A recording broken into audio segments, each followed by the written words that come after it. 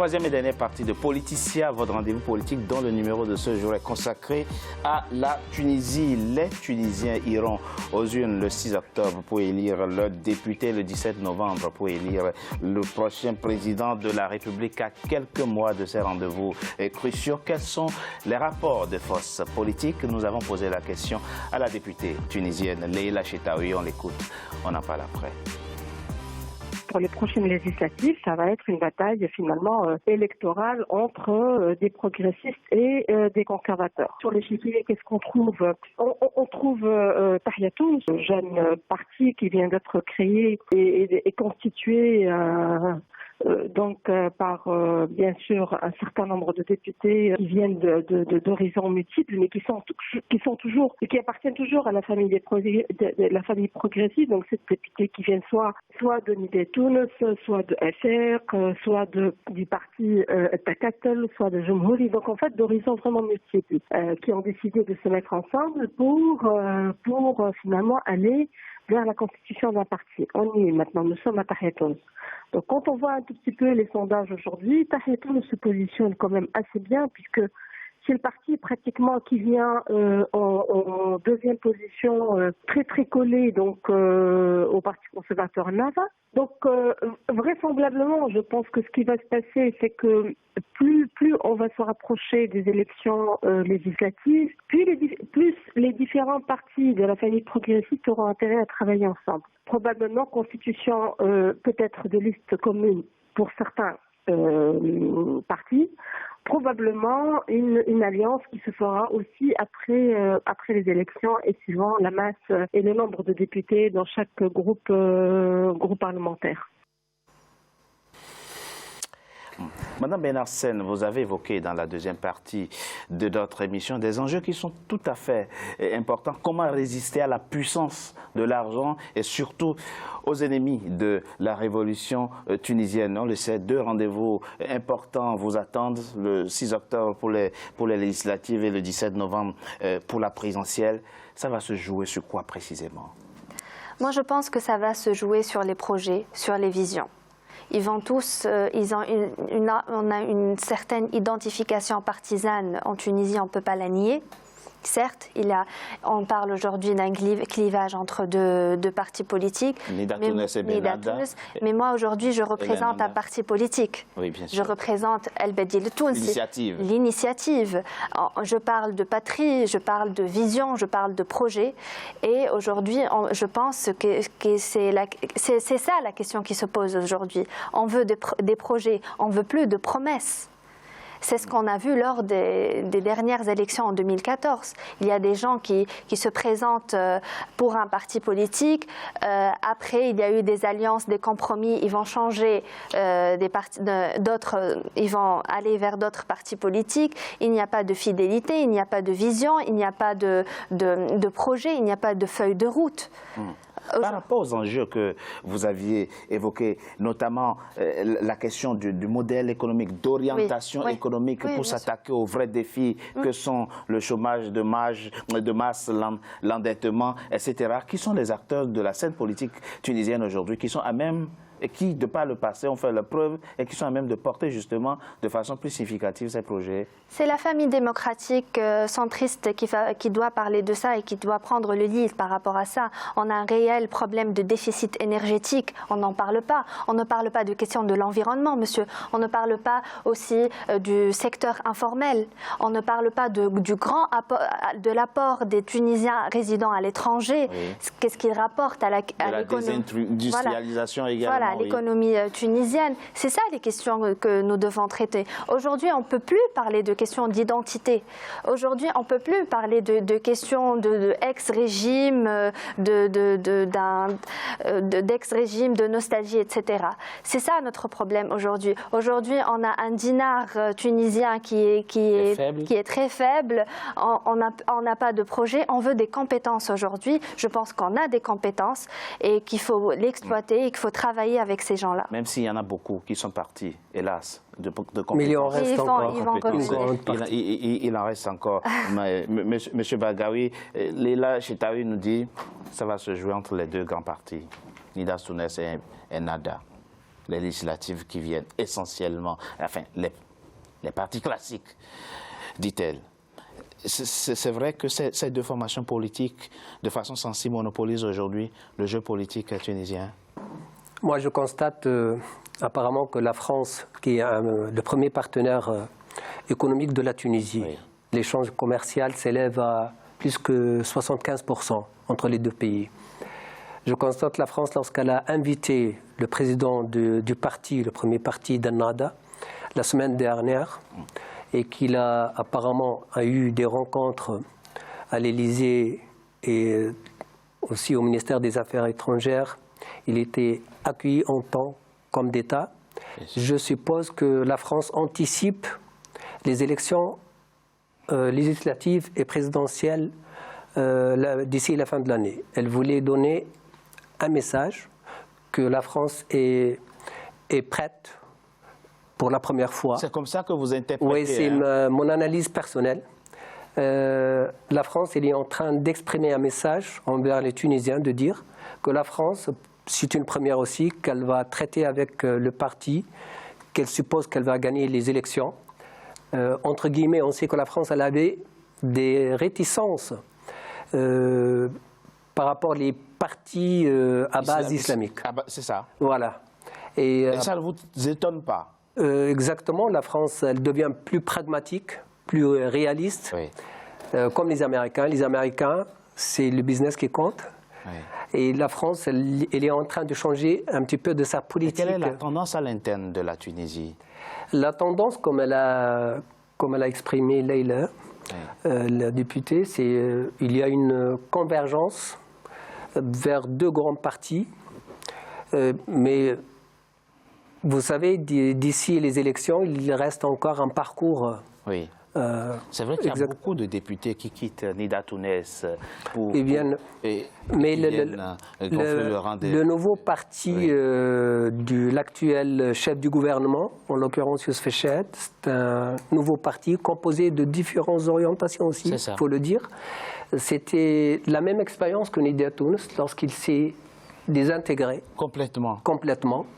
Donc le peuple tunisien, est-ce qu'il va avoir la même crainte de dire je ne peux pas voter pour un parti qui est composé de différentes tendances différentes? Avec de vraies crises. Et on sait ce que le Premier ministre... c'est la question qu'on se pose. pense du fils du président. C'est ça notre crainte. Et je reviens pour dire, il y a une autre composante qui voulait exprimer la voix de l'ex-régime. C'est Abir Moussi... qui, par le biais des lobbies médiatiques, souhaiterait gratiner certains sièges au sein du Parlement. Mais je ne pense pas, parce que le peuple tunisien a accordé à ce personnage oui. la liberté d'expression. Grâce à notre révolution, Abir Moussi s'exprime librement maintenant. La Troïka elle n'a pas exécuté, elle n'a pas jugé ceux qui ont commis malheureusement des crimes vis-à-vis du peuple tunisien. Ils ne l'ont pas fait comme la Révolution française, on a condamné des millions. Exactement. Je suppose, pour remercier le peuple tunisien, Abir Moussi ne doit pas exprimer sa fierté qu'elle va remettre encore les fils, les enfants du peuple tunisien en prison. C'est ce qu'elle a dit. Elle a dit, dès que je gagnerai, je vais remettre en prison les enfants du peuple tunisien.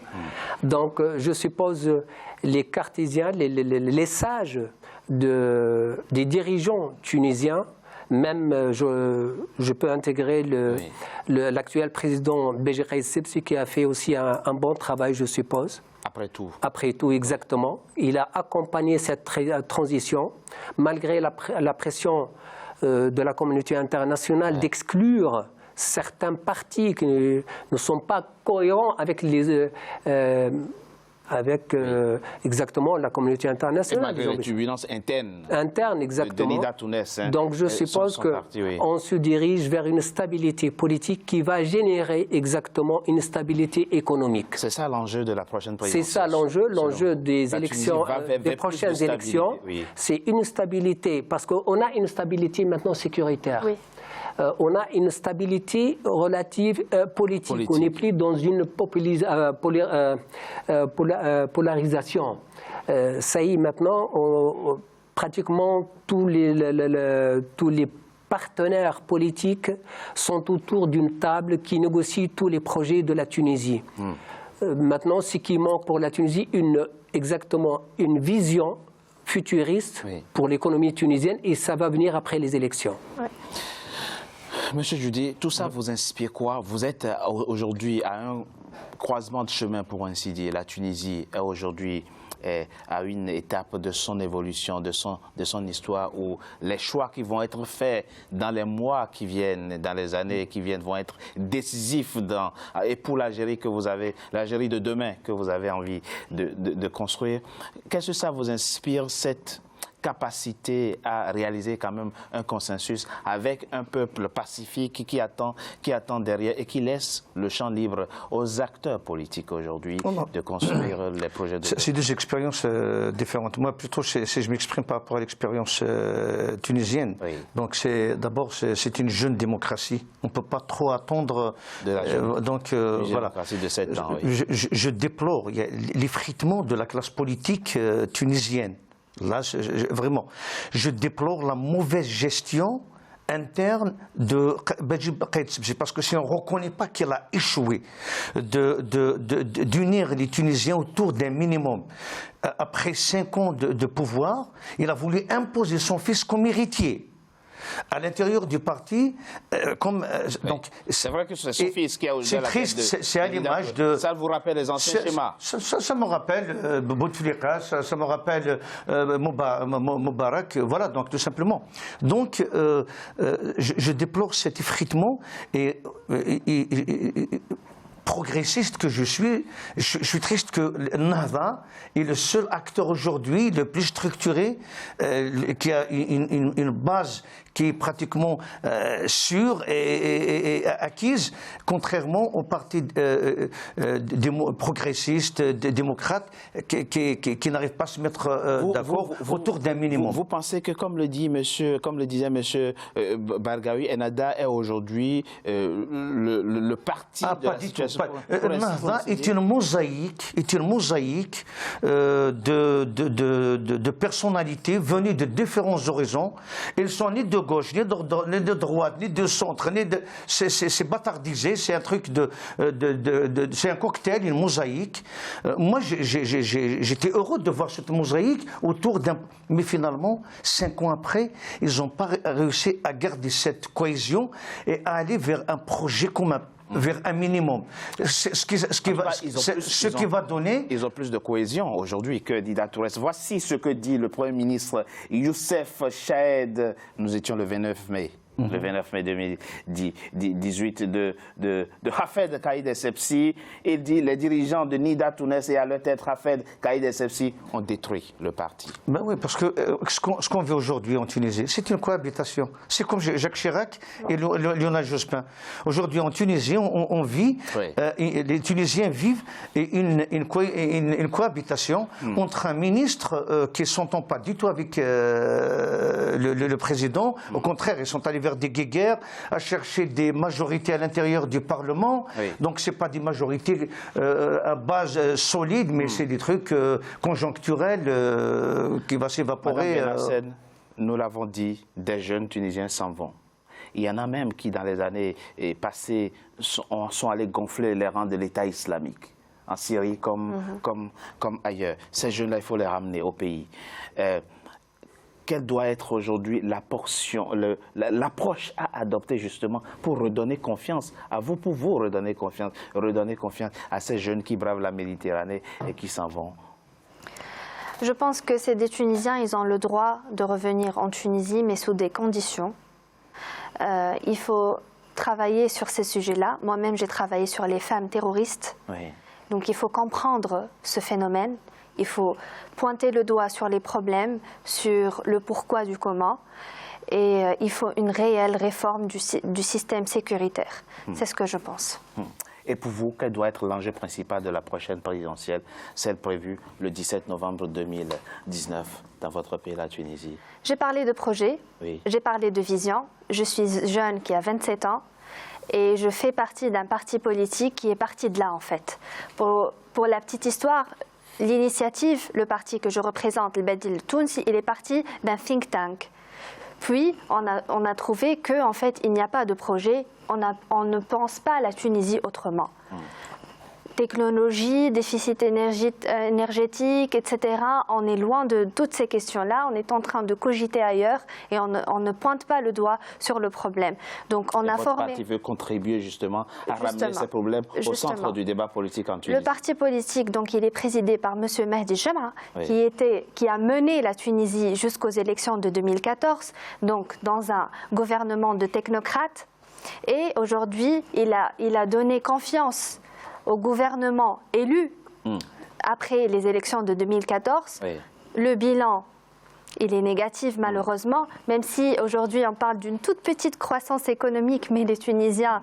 2%, mais on n'a pas goûté à ces fruits. Ce n'est pas encore la grande récession. Hein. Voilà, justement. Merci, Madame Sarah Benas, d'avoir participé à cette émission. Vous êtes politologue, membre du bureau exécutif du parti El Badil. Initiative, on l'a vu, hein, votre parti s'emporter des réformes pour votre pays, la Tunisie, en qui vous croyez encore. Et il faut croire en l'avenir de la Tunisie, qui a tout ce qu'il faut pour réussir. Merci Ahmed Balgaoui, vous êtes universitaire, expert en géopolitique. Merci à vous. Merci à vous également. Merci confrère. Je dis grand révolutionnaire actuel, vous faites partie des radicaux, ceux qui soutiennent le départ de tous ceux qui ont saccagé votre pays, l'Algérie. Merci à vous. Merci. C'est la fin, mesdames et messieurs, de Politicia, votre rendez-vous politique. Je vous remercie d'avoir été nombreux à suivre. Restez fidèles au programme d'Africa 24. À très bientôt pour un nouveau numéro de Politicia. Merci à vous. Merci à vous.